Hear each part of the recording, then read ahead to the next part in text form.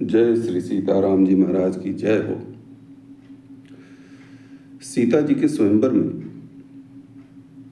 एक से एक बलवान, वीर, प्रतापी योद्धा और राजा लोग उपस्थित थे। लेकिन किसी ने धनुष को उठाना तो दूर, तिल भर भूमि न सके छड़ाई, एक तिल मात्र भी धनुष को भूमि से ऊपर नहीं उठा सके। उसमें एक से एक योद्धा थे। कहा जाता है कि देवता लोग भी भेष बदल कर वहां पहुंचे थे। यक्ष, गंधर्व, किन्नर सब लोग वहां उपस्थित थे। रावण और बाणासुर जैसे राजा भी वहां उपस्थित थे। कोई प्रत्यक्ष रूप में था, कोई अप्रत्यक्ष रूप में था। रावण बाण छुआ नहीं चापा, हारे सकल भूप कर दापा। यह संकेत देता है कि रावण जैसा प्रतापी योद्धा, वीर भी उस स्वयंवर में था। लेकिन ऐसी क्या बात थी कि उस धनुष को कोई भी वीर योद्धा शर्त नहीं पूरा कर सका। उस धनुष पर जो शर्त लगाई गई थी उसे कोई पूरा नहीं कर सका। गोस्वामी जी लिखते हैं कि भूप सहस दस एक ही बारा, लगे उठामन टर ही न डारा। 10,000 राजाओं ने एक साथ प्रयास किया था। कुछ विद्वान इसका अर्थ बताते हैं कि 10,000 राजाओं ने एक बार मैंने एक दिन में 10,000 राजाओं ने प्रयास किया धनुष उठाने का। और कुछ विद्वान कहते हैं कि नहीं, 10,000 राजाओं ने एक साथ धनुष को उठाने का प्रयास किया था। क्या यह धनुष किसी से उठी नहीं थी? यह वही धनुष थी जिसे शंकर जी की तपस्या करके परशुराम जी ने प्राप्त किया था। और परशुराम का जब अपना उद्देश्य पूरा हो गया तो यह जनक जी को धरोहर के रूप में दिए थे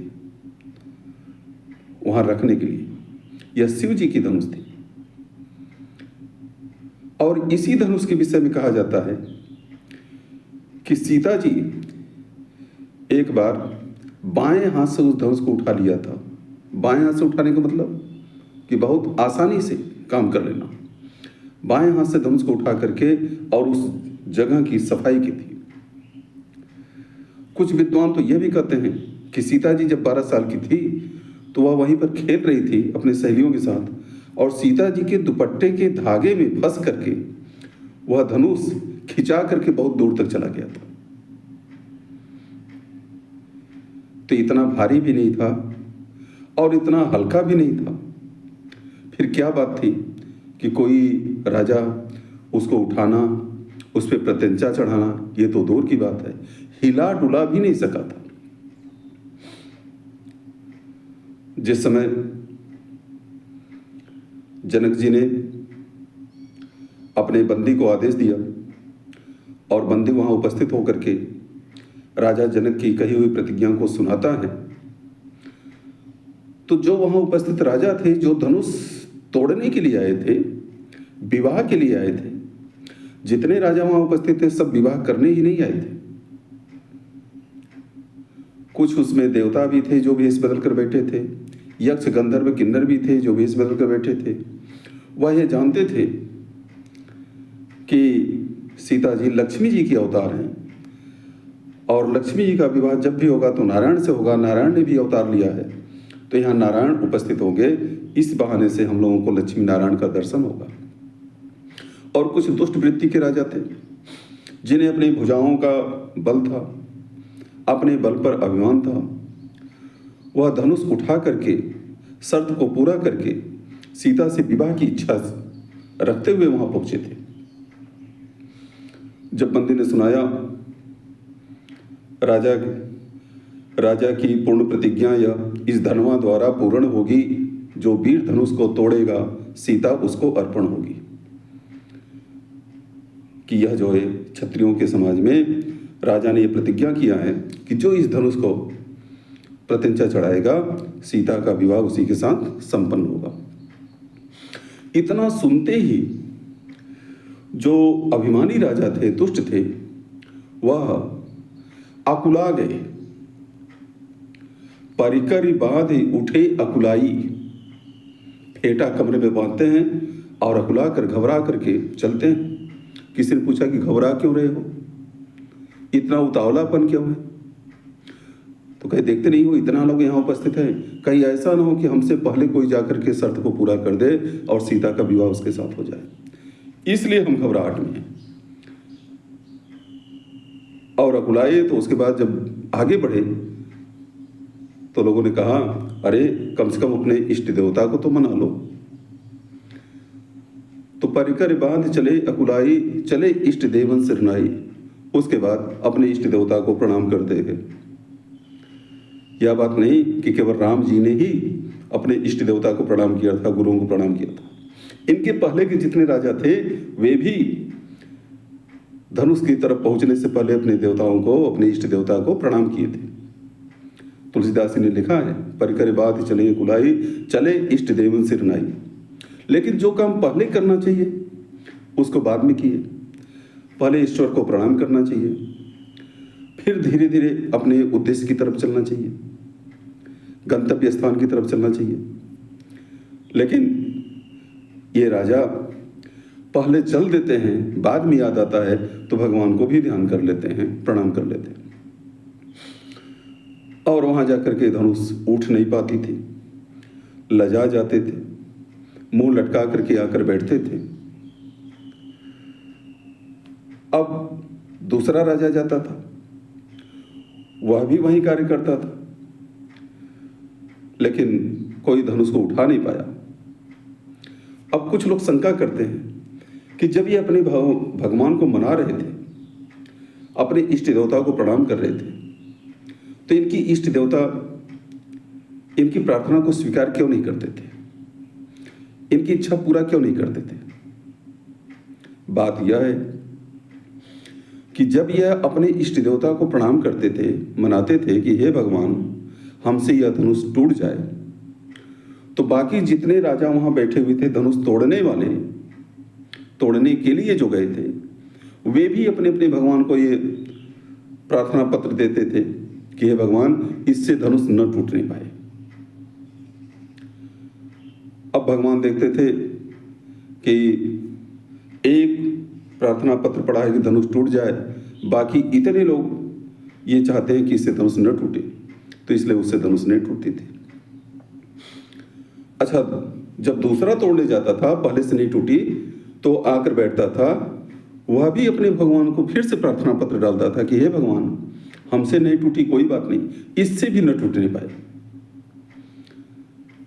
तो भगवान उसकी बात, ज्यादा लोग यह चाहते थे कि धनुष इससे न टूटे, इसलिए धनुष नहीं टूटती थी।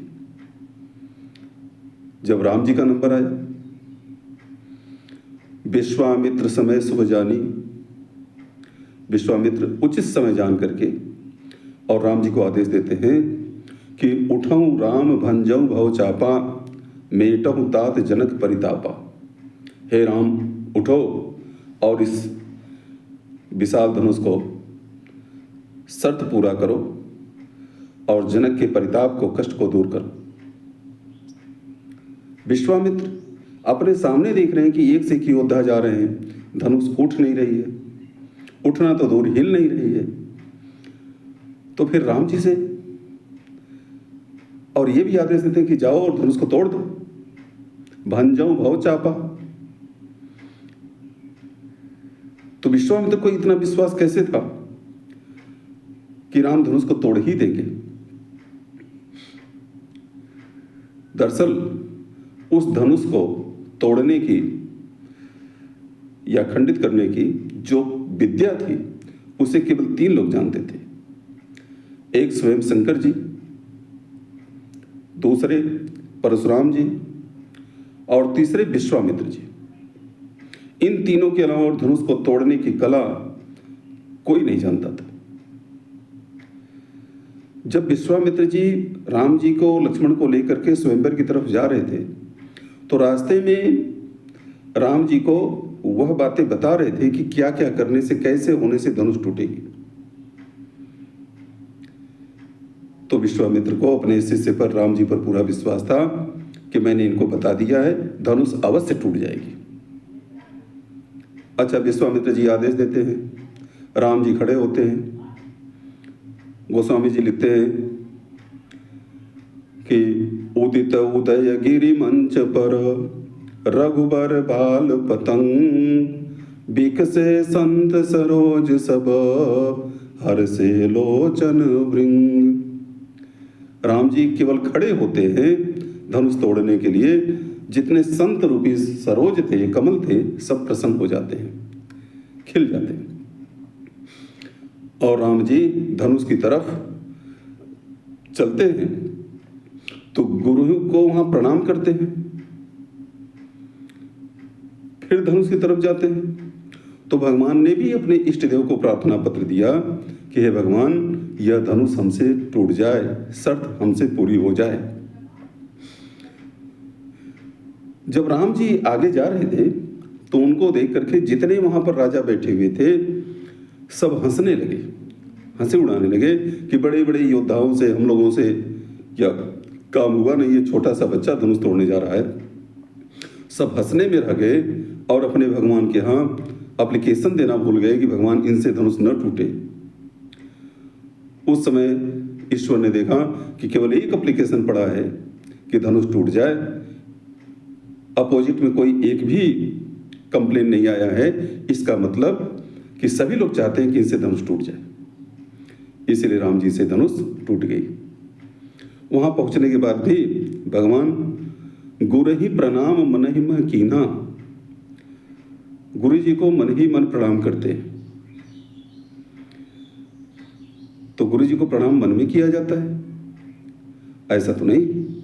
गुरु को तो साष्टांग दंडवत किया जाता है, गुरु जी के चरणों में लेटकर प्रणाम किया जाता है। राम जी ने मन ही मन किया। यह बात है, जब गुरु जी पास में हो तो उनके चरण स्पर्श करके, दंडवत प्रणाम करके आशीर्वाद लिया जाता है, और जब गुरु दूर हो तो उन्हें स्मरण करके मन से ही प्रणाम किया जाता है। इसलिए राम जी जब धनुष के पास पहुंच गए थे तो गुरु ही प्रणाम मन ही मन कीना, गुरु को वहां से मन ही मन प्रणाम करते हैं और धनुष को उठाते हैं। भगवान ने देखा कि एप्लीकेशन केवल एक पड़ा है कि धनुष टूट जाए, अपोजिट में कोई नहीं है, इसीलिए राम जी ने धनुष को तोड़ दिया। छोटा होने के बावजूद भी जितने वहां पर योद्धा थे, राजा थे, सबसे कम उम्र के राम जी थे, और जो लोग थे वह अपने से कम बलवान इनको समझते थे। इनका उपहास करने में रह गए, एप्लीकेशन देना भूल गए, इसलिए कार्य पूरा हो गया।